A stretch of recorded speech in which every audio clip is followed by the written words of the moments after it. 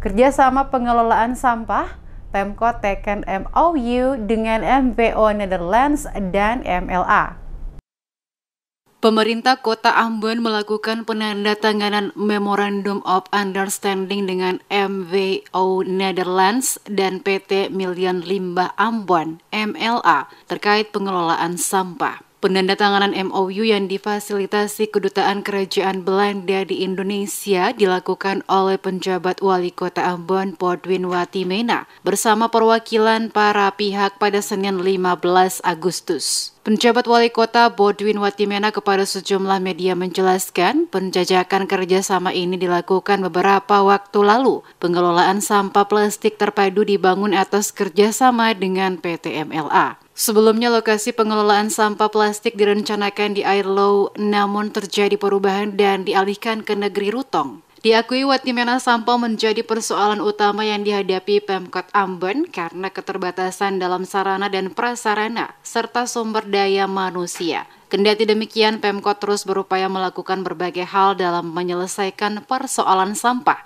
dan salah satu kebijakan prioritas yang ditetapkan adalah mewujudkan Ambon bersih termasuk pengelolaan sampah secara baik. Menurutnya, salah satu upaya untuk pengelolaan sampah adalah merubah sistem konvensional, yakni tampung, angkut, dan buang menjadi sistem yang lebih maju dengan melakukan delegasi pengolahan sampah secara terpadu hingga tingkat desa, negeri, dan kelurahan. Disebutkan pengelolaan sampah dilakukan mengutamakan konsep kolaborasi dan konsistensi.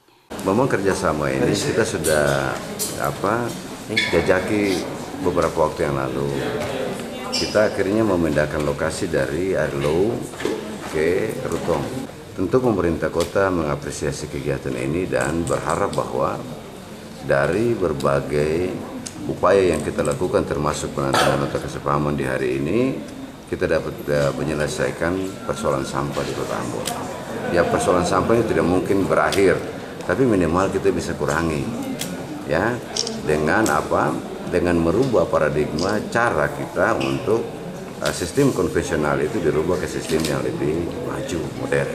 Nah, kalau misalnya didukung dengan pengolahan sampah modern seperti yang kita tunjukkan hari ini, maka ya semakin baiklah pengolahan sampah di Kota Ambon.